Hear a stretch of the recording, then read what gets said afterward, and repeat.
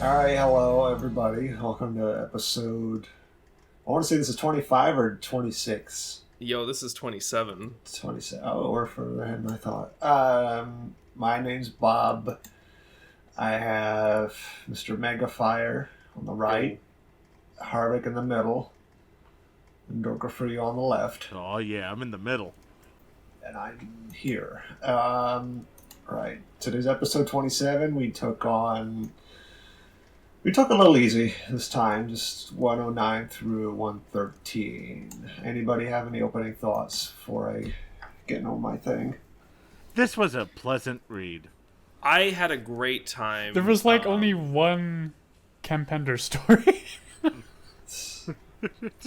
That's true.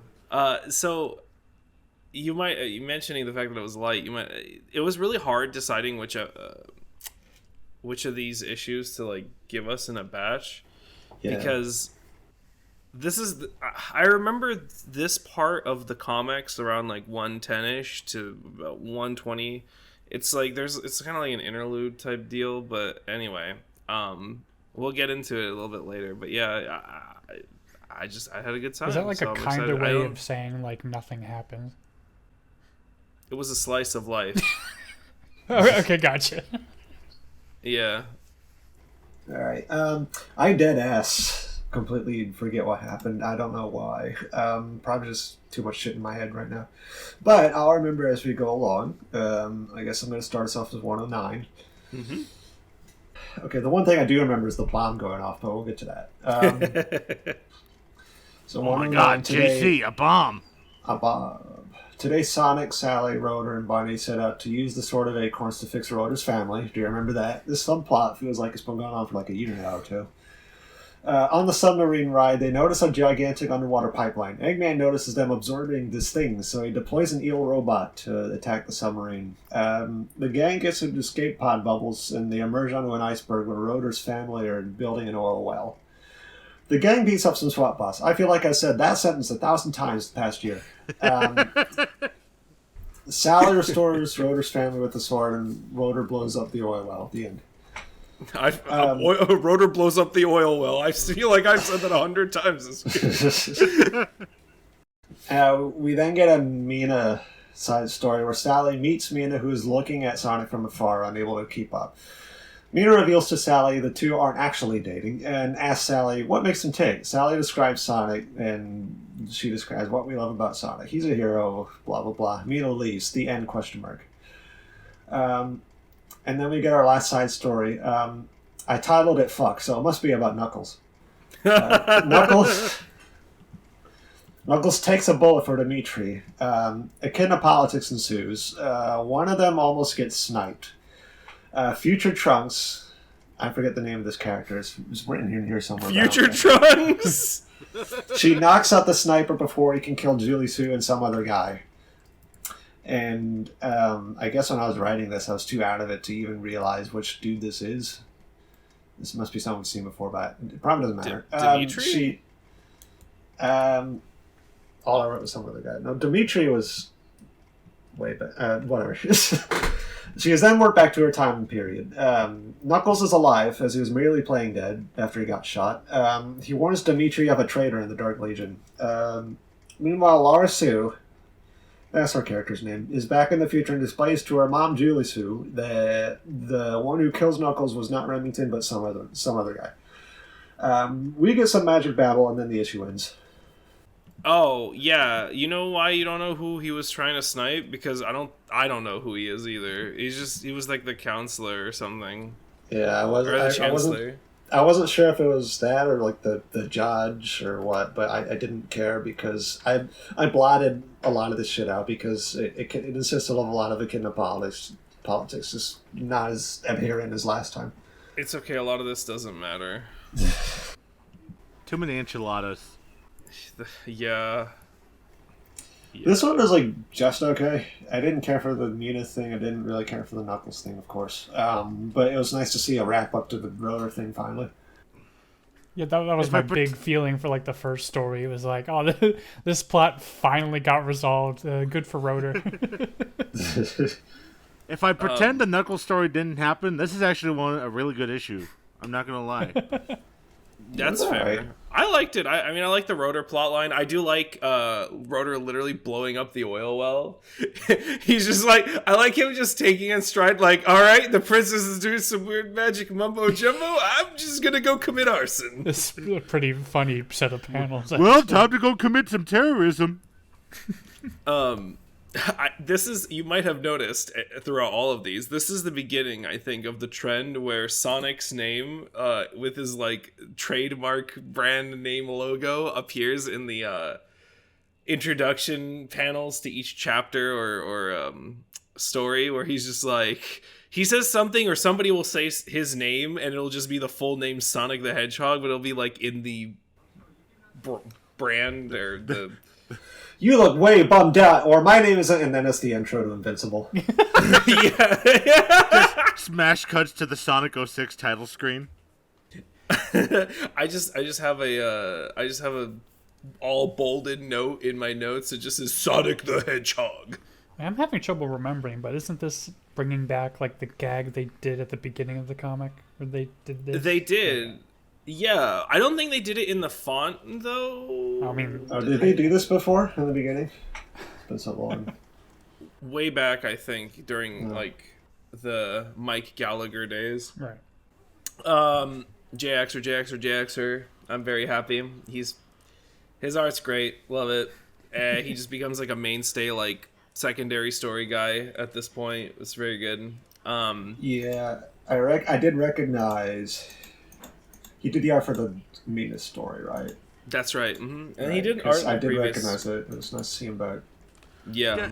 I am very happy that that whole Mina thing is all settled now. I was getting really annoyed with that. Yeah, I'm glad Sally found out what the fuck happened. So, I'm kind of worried because like, but yeah, now she's just letting Mina do her thing. I think bad stuff is about to ensue. between this story and a later one, like that, this feels like either like there's so much potential for this to be wrapped up. Like it'd be so easy for them to be like, okay, let's throw out the love triangle thing, but I'm pretty sure it's not over, and that's what has me like, oh, I don't know about this. Yeah. Don't worry, we're friends now. There's a lot. Okay, so there's a lot. First off, I think I have delved into a bunch of like documentaries on like the going ons in the background of this. I feel like there's one I want to link to you guys that I want us to like talk about. I was gonna do it for this issue, like this set, but I opted not to because I kind of want to finish. I want to get to a certain point before we do, because there's stuff I want to talk about that I'm like, now this makes sense to me. But what you said, Dorko, where it's like, or I guess what you all said, where they're like wrapping stuff up. I genuinely do think that Carl Bollers is trying to not trim the fat, that's the wrong way to put it, but just close up some stuff, because they need to do something else moving forward. And I think this is all the attempts to do that. It is very annoying that they did this love triangle. It is very good that they resolved it. And I think these issues really encompass like why I was like saying like these are some of my more comfier reads. These were the ones that I like remember the best when I was younger. These are literally just slice of life bits with Sonic, and it's just fun. I love that they blow stuff up and everybody cheers. Yay! Like that panel I linked. Yeah. I also have this just banger fan art to link. Yeah. It's Sonic the darkness monster. Darkness Also, the Hedgehog. I don't know if this is Good for fix. sure like a reference, but I think this is a Rayman 1 reference. Because I mean, I know this is not like an exclusive thing, but like Rayman had like a whole thing where he does like a grimace face like this, as like an attack. So I feel like maybe I'm overthinking it, but it's just cool. Maybe this is a bit of a stretch, but I don't really have. Oh yeah, Tails and Sonic are fans of Ken Penders' work. That's like the worst bedtime story. Sonic's reading the Knuckles comics to Tails for bed. All right, Tails. It's time for your bedtime story. Here, let me read to you about politics. Knuckles sent me this detailed report about what's going on. I don't know what's going on. It'll make a perfect bedtime story because it's so boring. I will say one thing about the Knuckles story is that Commissar actually starting to have like little bits of some kind of character development where she obviously has her own agenda past just being like a visually distinct mook of the Dark Legion. And I do really like this character obviously later on. So it's nice to see some of this beginning stuff cropping up. And then I wanted to just ask, like, is the whole time slide thing reminded me of Bishop? I don't know, or Cable or something like that. I don't know if that's like, because I remember like a whole thing about them that I like read about was that when they do like time travel, like a lot of the times that the plot gets dramatized because they like time slide back without their volition. I don't know if that's like a common time travel trope outside of X-Men. I don't really partake in a lot of media that covers time travel like that. those listening at home, MegaFire has gotten into X-Men recently. Yeah, I'm X-Men pilled right now. Who's your favorite X-Man?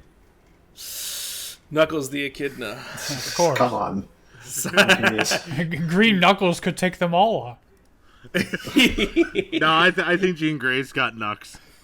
Shit. My favorite X-Men is probably Gambit. I really like Gambit. I do. It's probably like a really close tie between him, Wolverine, and Storm. Like really, those three are like pretty great. Cyclops, sure everybody's up there, but I'm not sure I have a favorite, but I'm kind of a sucker for Wolverine's whole like tough exterior, soft to heart whole thing, whatever. yeah, Well, I am too. Well, Dorko, who's yours? We might as well name all our favorite X-Men now. Yeah. Dorko hates the X-Men, actually. Dorko's an Inhumans fan. Well, thanks to MegaFire, I started watching the what was it, the 90s cartoon. Mm-hmm.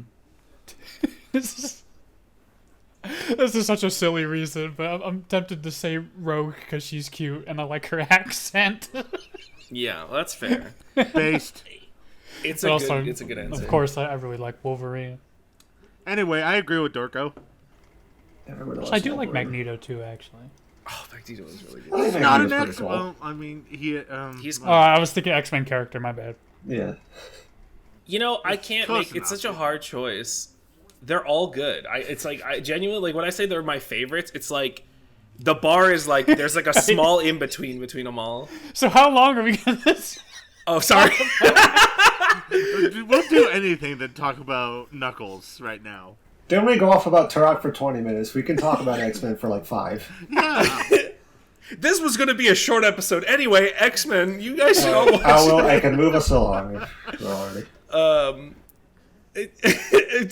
Watch the 90s X-Men cartoon. I'm done. To 110. Let's go. So Station. Wait, Square Dorko, has- hold on. Dorko had something to say. Well, I guess all I was gonna say is like something I read was like, which I guess is another silly thing to say about this last Knuckles story we're getting for a while is like there's all this whole bit about like, oh, Knuckles is gonna join the Dark Legion, blah blah, future, and apparently this is a plot line that gets dropped for a very long time.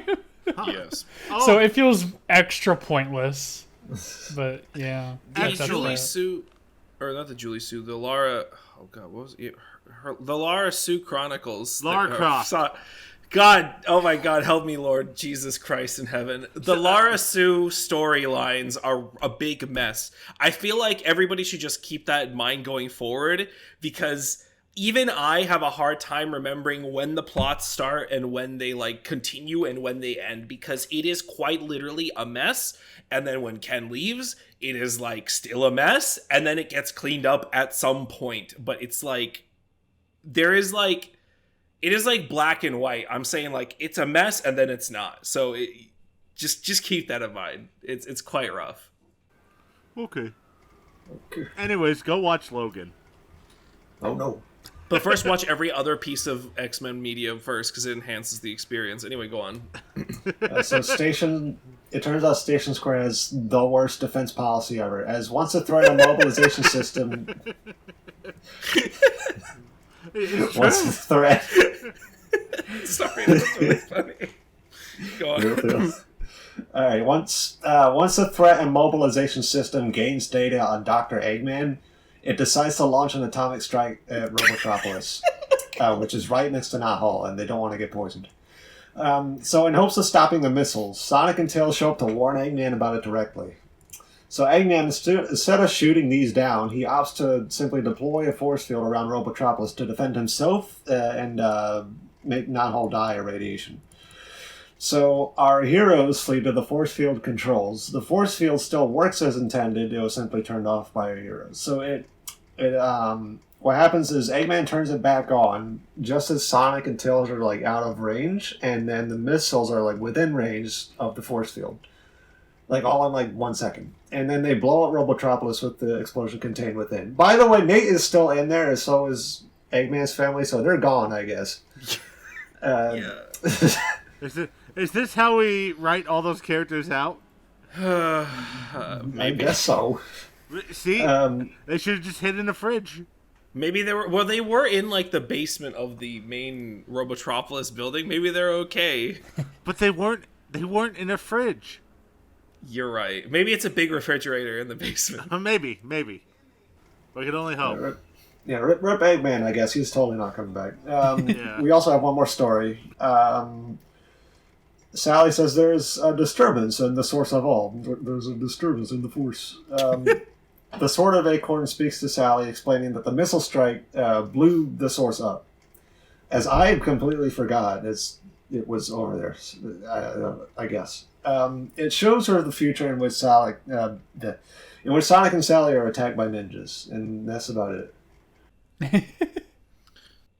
I was laughing so much in the beginning because I think that it's just absolutely hilarious. Like, where it's like, yeah, we received data on Dr. Robotnik. Oh shit, he's so bad, we just gotta nuke him. There's no other recourse. We got to just drop an atomic bomb on this guy. There's nothing else we can do. Our advanced AI computer, billions of dollars worth of calculations, and it came to one conclusion. Well, sorry guys, it's time to nuke everything. I do like that the president delivers the line like, oopsie whoops, we made an oopsie whoopsie, launched a nuke, tee, and then bonks his head, and everybody, and then you get hit with this. This panel kills me. It's so over. It's so over. The president sticks his tongue out a little bit. Yeah. Me.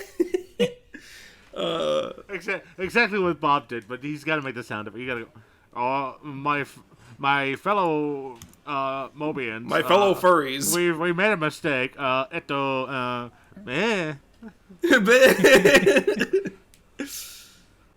I hope he gets impeached for this blunder. It's not his fault. It's the AI. That's why we need DeepSeek.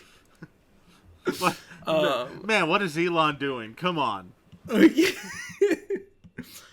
Yeah, I don't have a ton to say about this one. I thought it was pretty good. I don't know, it was just a solid one. It was nice to see Sonic doing some action and then like things wrapping up pretty like neatly. The whole plan of like tricking Eggman into thinking his like force field was disabled and then like escaping and then putting the force field up right when the rockets pass through. I thought that was pretty great. Very, very very whimsical of the squad. I was happy. I do feel like these a lot. I don't know. The whole writer thing's like getting me confused. Benny Lee, I guess. They're like very silly but straightforward and enjoyable reads. And to remind everybody, Benny Lee is Carl Bollers. I didn't link this one in the 109 issue, but there was a nice interview with Jay Axer in there. I thought it was a fun read.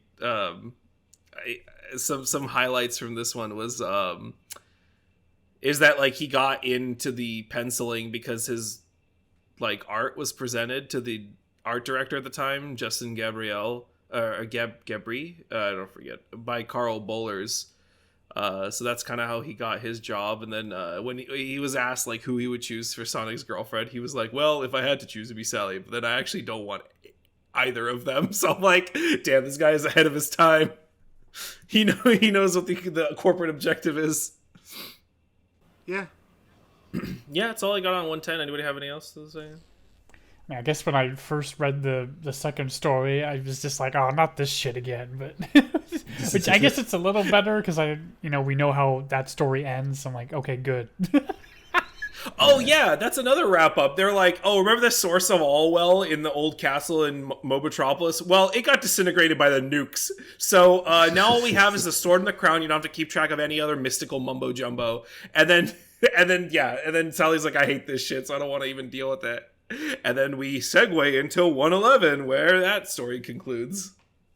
This one's alright. I don't know why I don't have a lot of words. It was just okay. Yeah. Yeah, I mean, I don't think blowing itself up was funny, I guess. I mean, yeah. I mean, it's all right. I mean, it's alright. That was good. I liked it. It was yeah. Sometimes no news is good news. Yeah. Yeah. No, Knuckles is good news.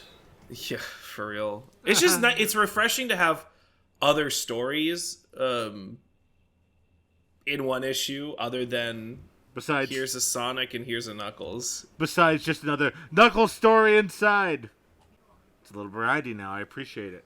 Yeah, because see, here's the thing, right? Like, imagine this: they have a Knuckles story that cuts between these instead of what we have, and so you'll have like the Sonic. He tells the King and Sally and stuff, "I'm gonna go do this thing to stop the nukes," and then the second story is more around Sally, same time period. It is still like kind of relevant because it's talking about like, oh, what happened to Sonic? Instead of like leaving us in suspense or just or whatever, the characters know so that when the next issue hits, they're not surprised that Sonic came back or whatever.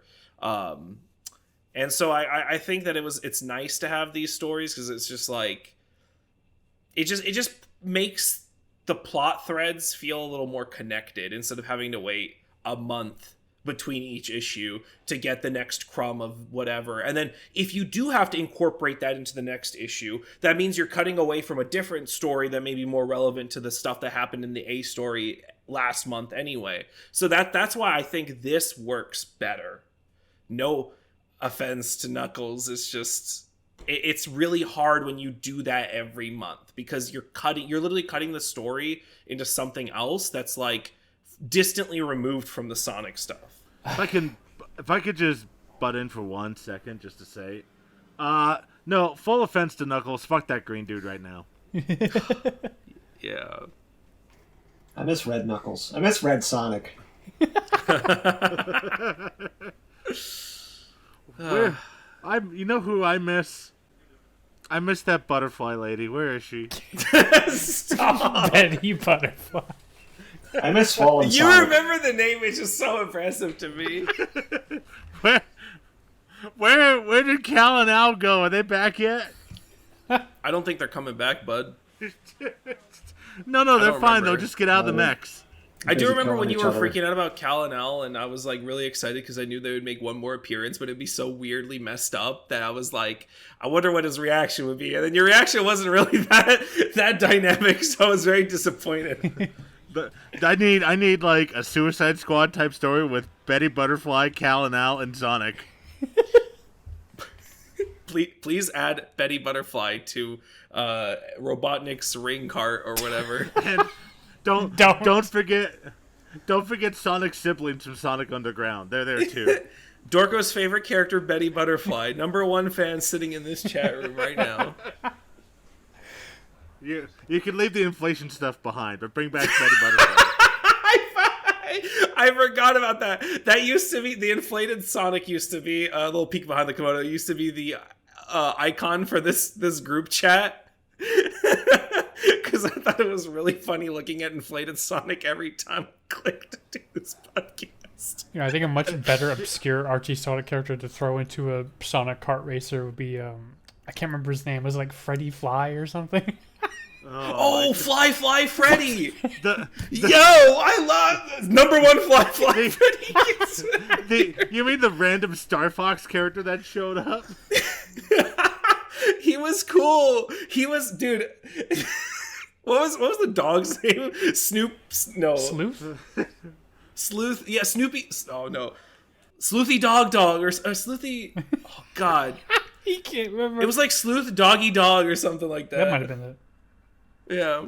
Bob, please Fly take us to the Freddy. next issue before we lose our minds.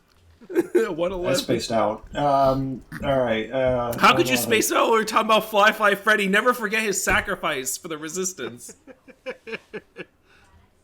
Anyway, having received a vision that with Sally having received a vision that Castle Acorn will go under attack.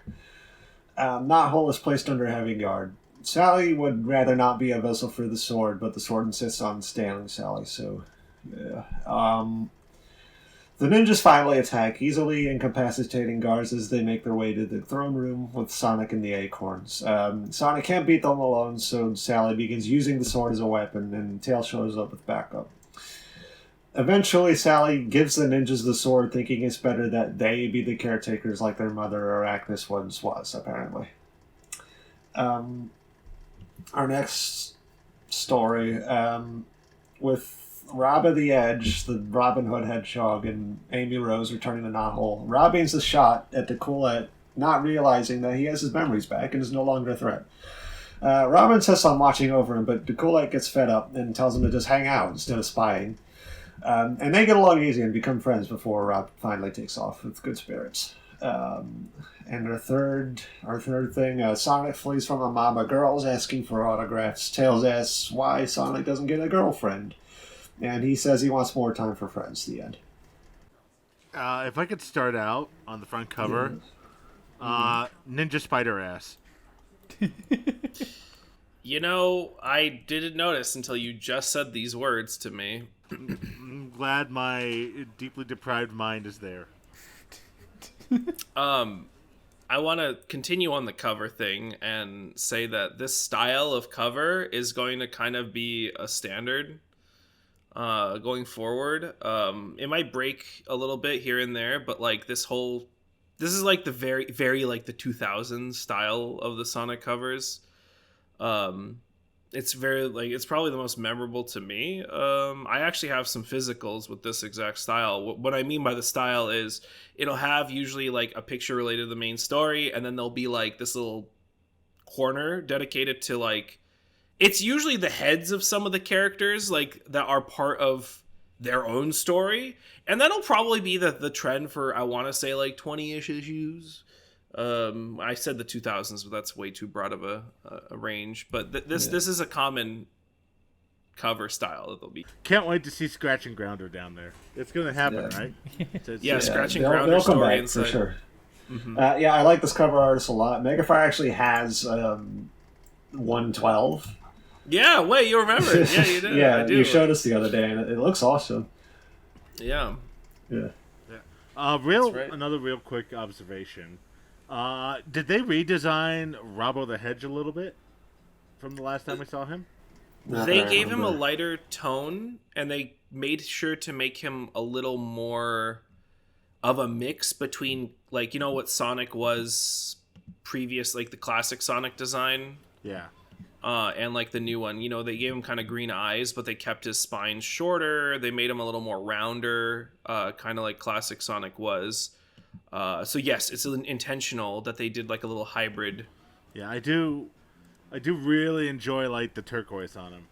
It's kind of a funny sort of redesign color. because of the circumstances.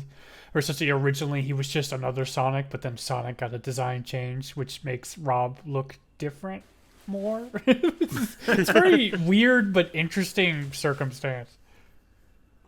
They also, I know that one of the design philosophies behind Rob in these newer ones is like they wanted to make him and Amy a little like closer together. Oh, so like sense. Amy being rounder, Amy being a little more rounder and stuff, like this is like a distinction between her and Sonic. You know, both hedgehogs different, I guess, style. And you'll see that with spoilers in the Sonic story later, where it's like he's also a little like different from Sonic, but not too much. There's a difference between him and Rob. Yeah, I liked these stories. I mean, again, like I mentioned in the beginning, it's just Sonic slice of life. There's like little cool things.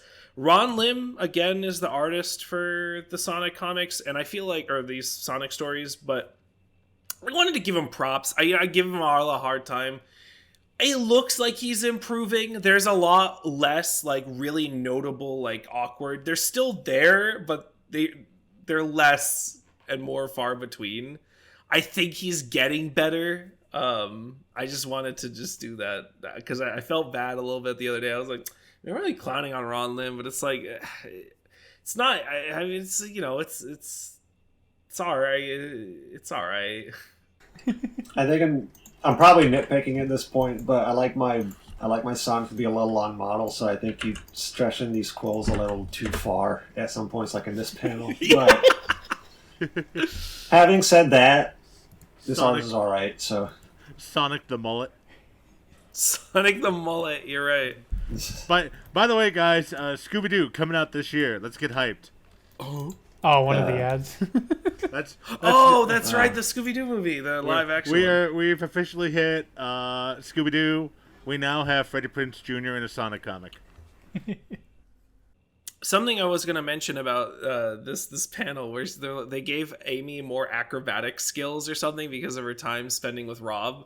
And I'm like, oh, my first thought when I was reading this, like, this is why she's so good in the Olympic Games. It's all connected.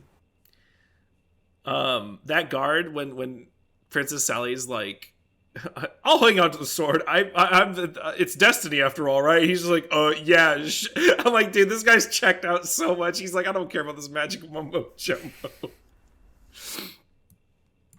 I like these. I like the Rob story was probably my favorite in this because it's just humor, just little bits of Looney Tunes, like Looney Tunes bits.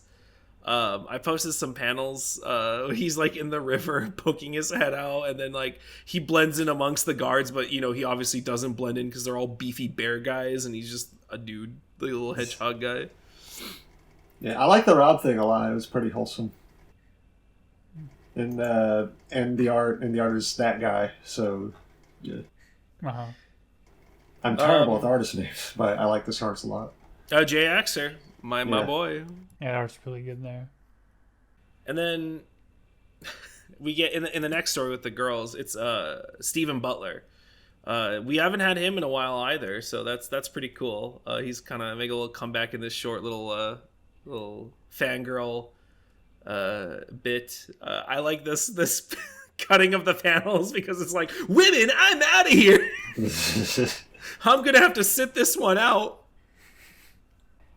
I can't. I'm not really sure what it is exactly, but there's something about the art that looks weird to me in some places. Like there's something about maybe the eyes make the characters look a little. They creep me out sometimes.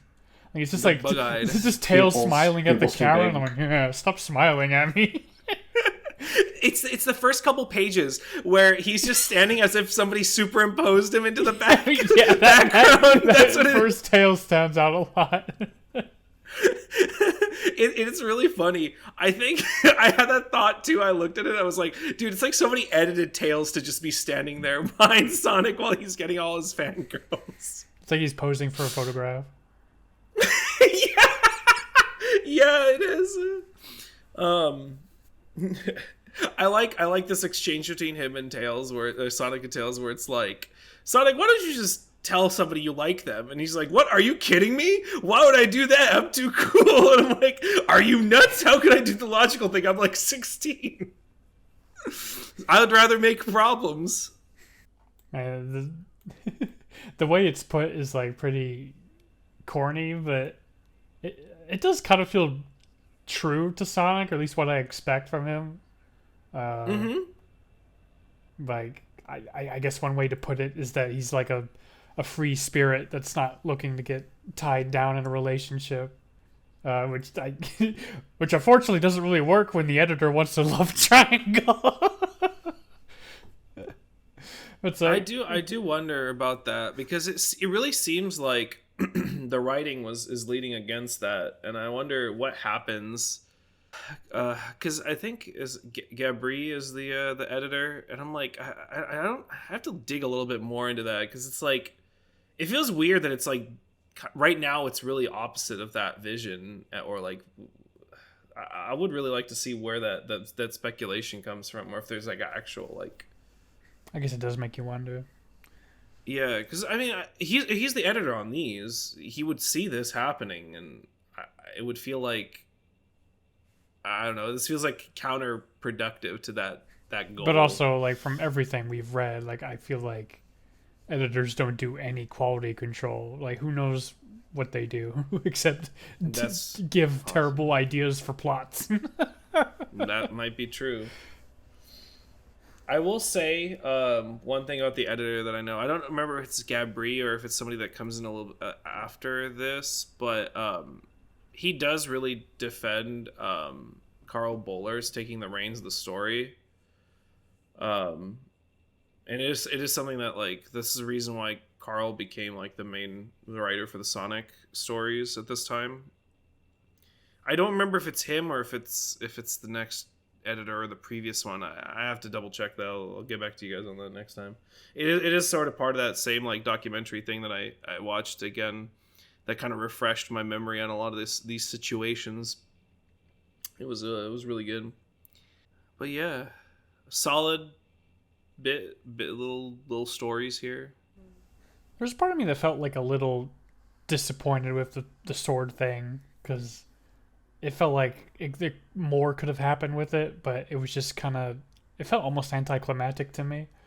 But on the other hand, like, I really didn't care about the source as a concept, so I'm also thankful that it's effectively gone. Well, I mean, they could bring the sword back or whatever, but, you know, it's I mean, the source pond is evaporated, so there's that. I think I'm okay with the source being gone. Yeah. I was never a fan of it. I don't really like. I think the way they did it is okay, because it's like, hey, instead of us protecting it, or, you know, we give it to some weird mystical mumbo jumbo clan like they did with the Knuckles sword story arc. It's like, why don't we just give it to these ninjas, and then like literally all they know is like, oh, we have to protect the sword because of some bullshit, but whatever, it's fine. It works for me. Because Sally wants to be the ruler of her own destiny and doesn't want it to be like a chosen one situation, because that's boring and bad. And I respect the decision. I mean, I just thought there's like potential in this almost threatening, I don't know, what do you even call it, the source, like this weird mystical goop that's like almost nefarious. Like, it could be a villain in its own right, which I feel like there could have been a potential, but also, again, it's like, I'm fine with it. If it's just gone, then I'm fine with it. It's very much, it reminds me a lot of the Phoenix from X-Men. And okay, listen, I know it sounds like I'm preaching, but really, like, what it's a power that imbues Sally with some like otherworldly might, and it's kind of bullshit. It's kind of nefarious, sort of, if you look at it in a certain angle, and it's just like, it's absolute, and I'm like, it's a cool concept that I'm okay with not being in this comic, because it's like, we already have so many other things happening. And you're right, it could have been a good enemy, like it could have been a good like force. I genuinely don't remember what really happens to it after this point, so we're all gonna see together. I don't want to call it sloppy, maybe rushed is the better way to put it, but even if the execution is like not the best, I think the idea of her like giving up this sword, the old, like them setting up like, this is now the crown and the sword, that's it, there's no more of this source magic anywhere, and she just gives it up willingly, I think is a good, like, I think it's a good like character thing for Sally. Like, it shows that she's like trying to make it on her own terms, and I like that. Yeah, I agree. I mean, even though like I felt like a little bit of disappointment, but I still liked it. Like, I liked the beats and whatnot. Like, I don't know. It's almost No, like that's nitpicking. no, it's but fair. It's like, it's like I actually just kind of like this issue overall. No, that's good. I mean, hey, listen, nitpicking over things you like is good. Like, I'm all for it. I think like if they did it if they spun it a different way, no pun intended, it could have worked out probably. It just, yeah. It's all right. I liked it. Yeah.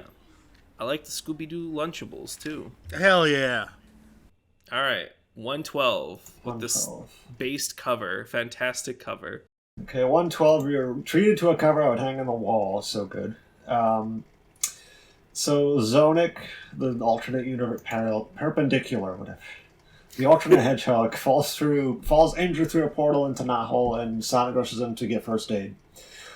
Afterward, he is approached by Antoine and his dad. Dakula praises Sonic on his courage in front of his son, and Sonic, noticing Antoine wants to make his own dad proud, starts talking about Antoine like he's this hero, which I'm sure he is, but bear with me. Sonic whispers to Antoine about some kind of plan to impress dad. So later, Sonic is awake and warns Sonic about one of his enemies that has shown up in this zone.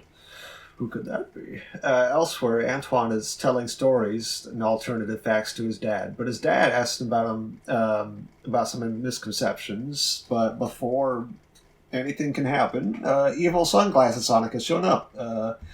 It's that guy. We probably have a name for him. It's probably just called Evil Sonic. I don't know. He's just Evil Sonic. Yeah. Oh, I thought it was Anti-Sonic. I mean, same fucking thing. Anti-Sonic, yeah. Yeah. His darkness the Hedgehog. Loser idiot Sonic. Loser idiot Sonic. Antoine's power level has grown too strong as he karate chops him once and knocks him out. But he does not even realize it's the alternate Sonic. He was just pretending to knock out Sonic the Hedgehog. Or so he thought. So Sonic cuffs this dude and takes him away. The real Sonic appears and hilarity ensues. And then our side story. I left a lot of stuff out of the summary for some reason. But basically, Uncle Chuck meets up with a lot of the Robians that have migrated to Nahul.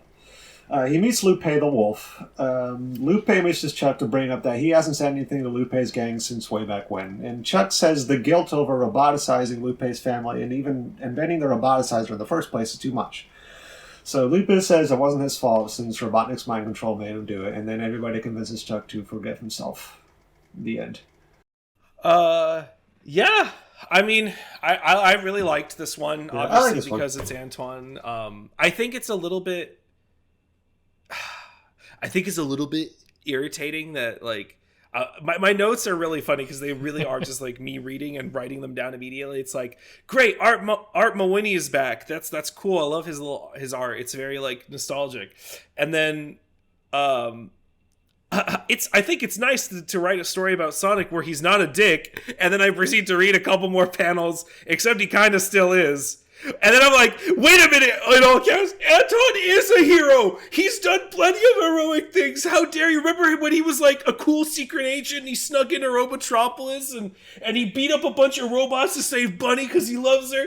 Fuck you, Sonic. He piloted into a nuke. What are you talking about?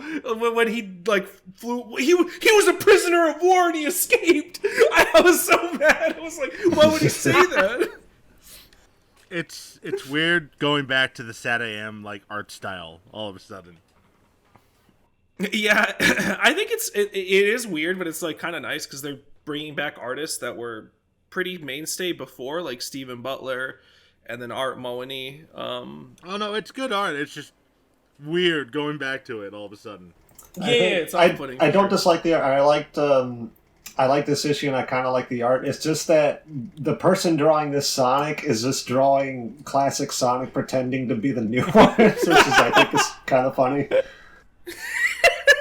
You're right, it is. It does look like that. Yeah, but other than this issue, like, not giving Antoine enough credit for some reason, I didn't like it. Yeah. Well, it feels like it's not just the art that was going backwards. It feels like going back to like Sonic SatAM itself, because something I've learned this session, because I might have watched an episode of Sonic SatAM. Gee, I wonder why. I think I think I don't like Antoine in the cartoon itself. Like, Antoine in the cartoon sucks. Yeah. And, like, this is a story that would have fit fine in the cartoon. Which, and I like the story itself. Like, I think it's good, but it kind of doesn't fully work because of the comic. Like, and like Alice, it's just to be 100% clear. Like, I think the comic improved Antoine. He's a much better character because of stuff that happened in the comic. And also, yeah, that panel of sad Antoine is really funny. Wee. That's a good reaction image right there. Antoine's gonna throw his coat into a trash can and walk away from it now. And that actually, I agree with you. I was just gonna say that was also kind of one of my few issues with the story. Was like, it doesn't work because of the comic. Like, this plot with Antoine is kind of ignoring the character development, I guess, and which kind of sucks. But also, like, you have the moment of Antoine knocking out Anti-Sonic in one hit, which is one of the greatest things to happen in this comic so far. Like, good job, Antoine. Fuck that guy. It is really good. It's really good how they go from, like, being like, Antoine ain't shit, and then Antoine literally one hit KO. Does that I think it's especially funny because Anti-Sonic just appears and he's like, all right, you dumb bozos, give me your money. That's his evil plan. He's escaped to this universe to get some money from these guys. So, this proves that Antoine is faster than evil Sonic. Antoine is the most powerful Sonic the Hedgehog character. This confirms it. But yeah, I agree with everything you said, Dorko. I'm right there with you. Infinite is lucky he didn't have to face Antoine. At the end, we get one of those info bites, and it has Sonic's thing where it has an asterisk because his first name hasn't been revealed yet, but I'm going to cheat and reveal it to you guys. Stop this shit. Here it is. His name is Algalive Maurice Wentworth Hedgehog. Apparently. I don't remember where that is confirmed. I think that was something that was never officially revealed. Like, it was something Ken Penders tweeted out because people were asking him. Oh, that's right. Yeah. Algalive Maurice Wentworth Hedgehog. So, the Sonic's dad is like, come on, Junior, let's go. And Sonic's like, stop calling me that. Call me Sonic. Oh, you want to be named after the dog? It's almost literally that. Wait, their dog is Mutsky. Wait, they have a dog and its name is Mutsky. That's why I said Sonic almost. Not the dog part. Sonic died. Then they got Mutsky. His name is Mutsky Maurice Wentworth Hedgehog, actually. I'm sorry.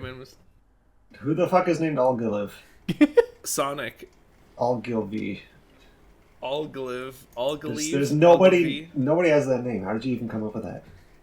I don't know. I've never heard that name. I gotta look up that name. Maybe it's some historical, like, significance. I'm joking, to of it. course, but this is calling. No, Sonic I'm sorry. that, If your name is seems... Algalive, you're not real. It's calling Sonic that is just silly. It's a United Kingdom name that apparently transferred its way to the to California. A name that was invented circa, like... Oh, it's a last name. My bad. Nobody has this first name. Golly. Is there anything else? I was gonna say, I like these character pieces. Like, these last few issues have really been just, like, really character stories. And I think that it's nice that they have these, because it's like, they did them before in like the old Mike Gallagher stuff, but it's like, they weren't that great. But these are I think these are way better. I'm enjoying these a lot. Yeah. That's all I got for this. There's just another solid issue. I'm down to move on to the... No. There is one more thing I wanted to mention. with the Uncle Chuck story, I really liked that story. I have memories of actually tearing up to this when I was younger. No. Because I was like really invested in Uncle Chuck's in his story in the comics, and it kind of like isn't something that's addressed too much. Like there are moments that they talk about it, but like you never really see the like, what about the parts where Uncle Chuck's not there? And you get this little glimpse of like, hey, there's a party. Why aren't you there, Uncle Chuck? Like Sonic, you know, like maybe this is the first time he's noticed that Uncle Chuck isn't really hanging out with people. And really, like in all these character pieces, you don't even see him, not even in the background. You know, he's not even doing things. Like he's reclused. And it's nice because it's like, well, why is this happening? It's because he still blames himself over his invention. And I think it's a good conclusion where it's like you get Lupe, who is like, you know, her and her family are leaving. And they're like, you know what? No, it's not fair that he's blaming himself. You know, you can't like, he knows how, like, I guess she understands like what it's like to have a like in a family for things like these things to happen and to like pull away from him. So it's like it's really cool to see like this. I don't know, like it's just a touching moment. I liked it a lot. I wanted to bring that up. Yeah, it was pretty good. Before we go to the next issue, the final page of this, we get a brief little look into the world of Sonic's advertising, as it seems Snap, Crackle, and Pop are in his dimension. Snap, Crackle, and Pop. Wait, where? It's a Rice Krispies ad put sideways at the end of the book. Wait, I just see the Oreo one. What? Do we have different ones? Oh, I'm sorry. I meant after the Sonic one. Oh, after the Sonic one. My bad. He goes back to the Snap, Crackle, and Pop universe. Oh, man. They are perpendicular. Wait a minute. That's really funny. That's a good bit. I didn't process what it meant at first. Also, I didn't include a screenshot in this one, but in 112 during the Sonicgrams,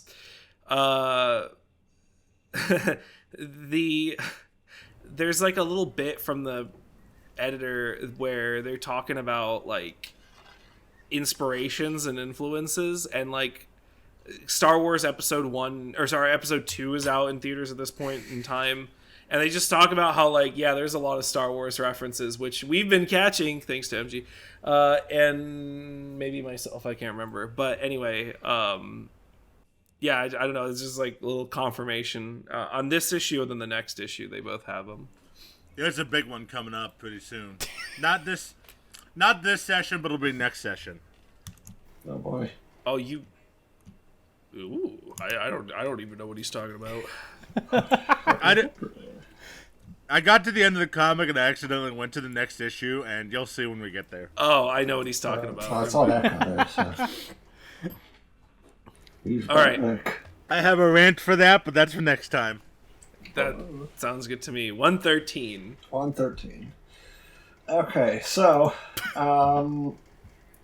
this issue is a flashback to when Sonic, Sally, and Antoine met the Wolfpack gang. So the issue starts with Sonic, Sally, and Antoine exploring a cave. My notes do not elaborate on what they were looking for in the first place. It don't matter. And neither did the first couple pages, so I gave up trying to explain that. So they're exploring the cave when the entrance suddenly closes shut, and now they have to find a way out. A wolfman offers to help, only to trick the gang into falling into a trap door. The gang slides their way into meeting Lupe and the Wolfpack freedom fighters. Lupe gives Sally a CD file on the Wolfpack, and it is uploaded to Nicole. They then learn that they are yet another group of Robotnik victims. A new weapon of Robotniks that the freedom fighters are looking for is currently being tested on the Wolfpack. I thought it was the Ultimate Annihilator, but no, it's something else entirely. We'll find out in a second. Sonic thinks that our heroes should find other secret groups of freedom fighters to communicate and team up with. And Lupe, as it turns out, has a collection of tapes and stuff to upload to Nicole in a closet. So later that night, the gang observes a small ship going around being piloted by Snively. This is our namely super secret weapon. So the gang sneaks an artillery shot at the ship, but it doesn't do anything. Sonic uses a ring to throw a tornado at the ship, but also no dice. Snively somehow forces Sonic and Sally onto the ship, but did not plan ahead, and he is unable to actually capture the two, and he gets tied up himself. The ship itself is still active, so in order to destroy it, Sonic lures it into a lightning storm. So finally, with the info the gang got early on other freedom fighters, the various leaders of FF groups meet up and vow to beat Robotnik. How did Snively live? I don't know. He was tied up in a chair, struck by lightning, and exploded. He's just built different. He's just built different. I guess so. So this is an adaptation of an episode from the cartoon. So there's that. Yeah. Also, yet another guest appearance of old Dr. Robotnik. And part of the reason you're confused is because it doesn't actually start from the beginning of the episode. I don't know why. Like the actual start was like them flying around with Dulcie, and then they find like a cave, and then it's too big, so Dulcie goes home basically. So guess I'm going home. Fuck the shit out of they're like kind of lost that in some other context with the start of this one. So not exactly faithful, where it's the same plot and a lot of similar dialogue, but slightly changed. It almost gives that vibe of like, if I slightly change what they say, I'm doing something. I'm adding something. This is to new. this. So, what I saw in the credits and when I read about, like, on a little, like, I was digging around, this was actually written also by one of the writers on SatAM. She was also a writer on I can't tell if that's what that means or if that's just giving her credit because she wrote the original episode. Well, there's no other writer on it, so... Oh, I thought there was another credited writer. I didn't see it. Do you know who it was? I remember when I checked the wiki, which is something that I'm writing into Google at the moment. I also double checked on the wiki and I thought I only saw one, but maybe I'm wrong. While you're checking for that, yeah, I see two names. Oh yeah, Said what's the other in name? parentheses Pat Ali, but another writer it says Jay Oliveris. Oh, okay. I guess I missed that somehow. All right, yeah. Then my bad. Which kind of adds up because like there's like a part in the episode it's just action and the characters are not talking, but in the comic version here there's like a lot more dialogue. Oh, okay. Yeah, this one did feel a little wordy for what it's supposed to be. I have one really interesting art style. Oh, this is the same artist. Sorry. So this is the same art as the Nagus one, if you guys remember. That was mainly like in a dark room. Many Hands. So Many Hands is a pen name. It's not actually one person, apparently. And I suspect someone's child drew these. This is my theory, and I don't know if I didn't look into it. I didn't dig into it. I am having like my ongoing theory is that somebody in Archie was like, "Can we just give, this kid like let him do this? Their art's not terrible, but it's not really that good. But you know what? Forget about it. It's just a side story." And that's my theory. So by the Nagas issue, do you mean the one where it's like just half blank panels? Yes. Okay. Yep. Just double checking.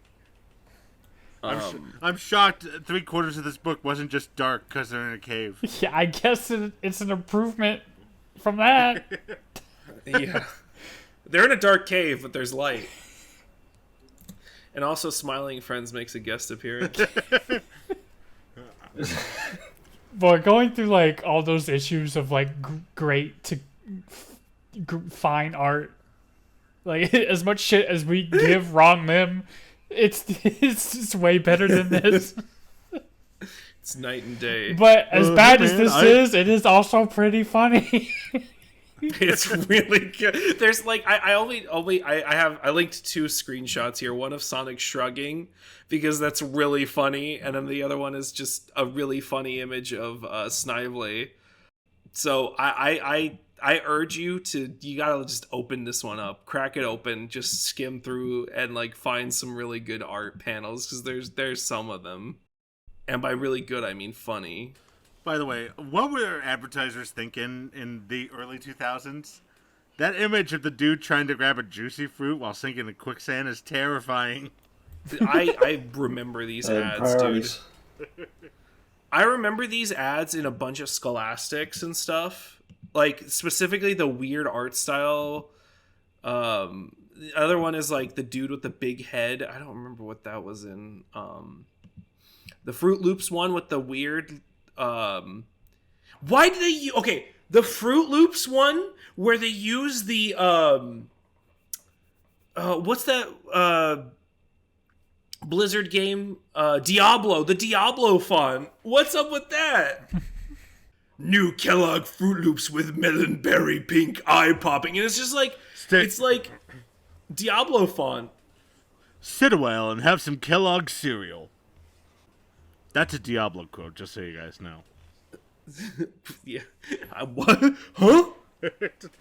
Stay a while and listen. It's the first thing you hear in Diablo 1. Oh, okay. Yes. Stay a while and have some Kellogg's. I didn't know if you were serious about it being an actual collab. No, it's an actual... I was just... Yeah. Ugh. Look, If you had said yes, I would have believed you. Look, sorry, guys. I gotta sit this one out. Shit. You missed my joke earlier about that. Sorry. Where Sonic runs away and he's just like, sorry, I gotta sit this one out. Oh, to those listening, I actually stepped away for like 20 minutes to go get dinner. You probably noticed I wasn't peeking your headphones anymore. Well, that's all I have. I have nothing. Like I liked these a lot. I feel like I'm hoping that the next few issues will be similar feeling between all of you guys, but you know, aside if any Knuckles stuff pops up. But yeah. I didn't feel dread for once. Well, I'm both excited and scared based on the cover for the next issue, or the first one we're reading next session. Oh yeah, that's right. No, I'm excited for that one. That's right. You're right. No, it's fine. There's a very cute Amy Rose right there. It's so good. It's quite good. It's a good. I mean, that cover is good. No, I kind of love this cover. Do anybody have closing thoughts? There's a part of me that's just like, fuck it, let's do a live reading of 14 right now. You know, that's not... Why does this cover look like a damn Star Wars movie? I wouldn't mind doing a live reading of it. It would trim down our next session to a really interesting one. You know what? Fuck it, let's do it. No way. First off, the title of this, come on, just go all in, call it the Mammoth Menace. Come on. Okay, to describe this, it's literally the poster of the Phantom Menace. Wait, no, it's was really it or was it the second movie? Second one. Sorry, Clone Attack of the Clones. Yeah. It's really good. Okay, it's really like I just want to be clear. I think this is a good cover. I don't care what anybody else says. I thought was funny because I was thinking back. Like I could have sworn I remembered like MG saying something like oh, when the prequels come out, we're gonna have to keep an eye out for any references.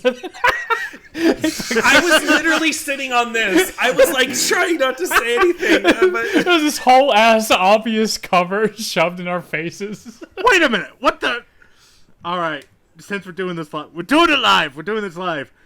Is that fucking bad box art Mega Man on Sonic's wall? That is bad box art Mega Man on his wall. You really are just going through it, huh?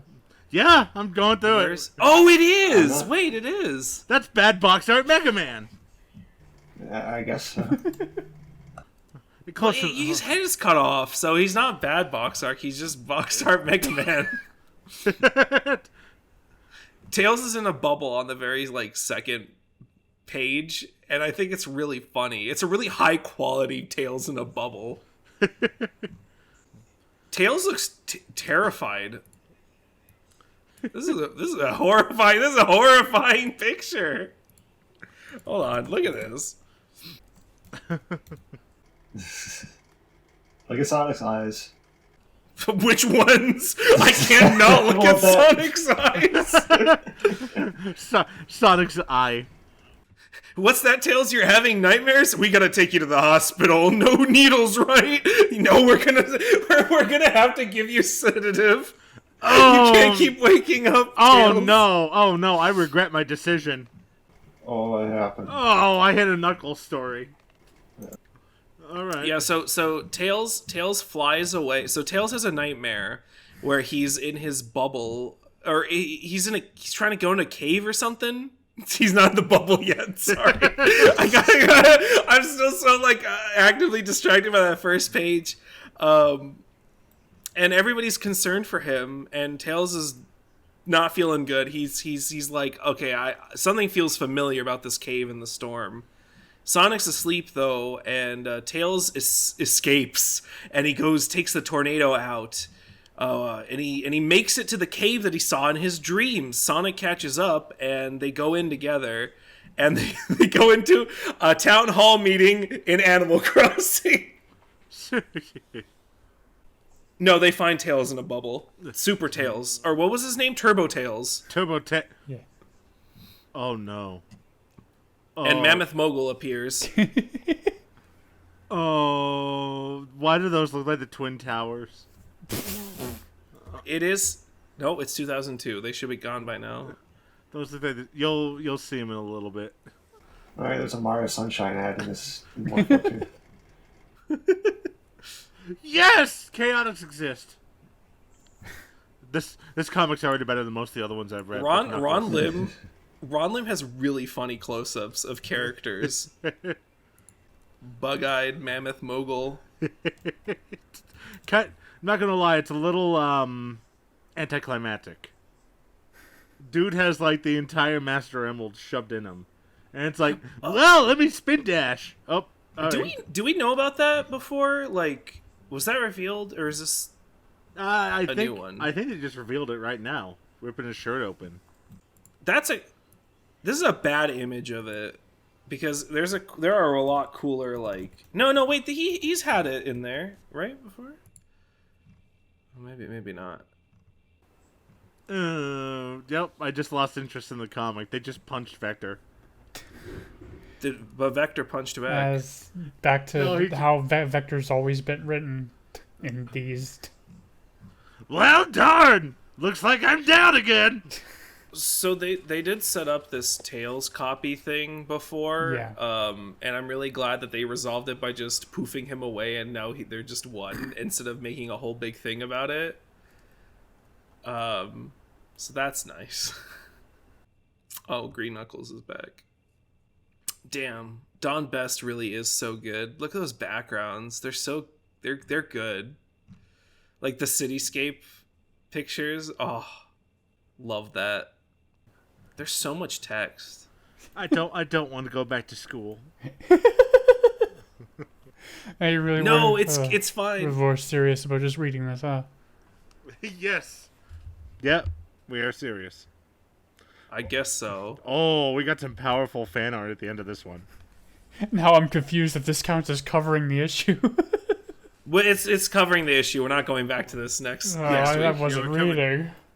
All right, real quick notes. Darko, you didn't do your homework, Darko. The homework that we assigned just now. We'll recap it real quick. Sonic and Tails go into a cave and Mammoth Mogul shows up. There's a copy of Turbo Tails. No, it's just normal. It's just Turbo Tails. Yes. Mammoth Mogul rips open his shirt and he has the Master Emerald in him. Sonic beats him by spin dashing into him. So typical Sonic. And he has plot. big boobs. Damn right. It's fucking hot. I mean,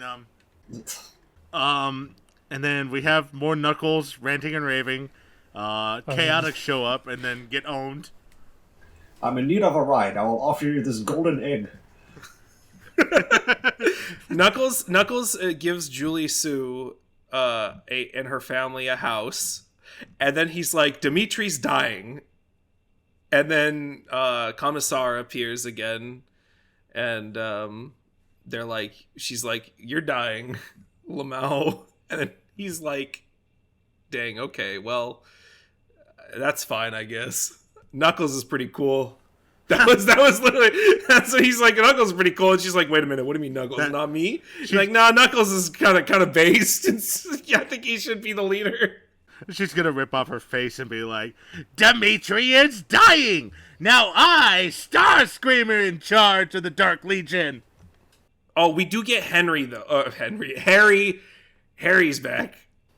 Yeah, that was nice seeing him again for a second. Alright, well that's it, everybody. Thanks for joining us. Yeah. Thank you for reading up goodbye. to issue 113 with us. Thank you for reading, yeah. Goodbye. Thank you for reading most of 114 with us. See you later. Whatever, dude. Hasta la see ya.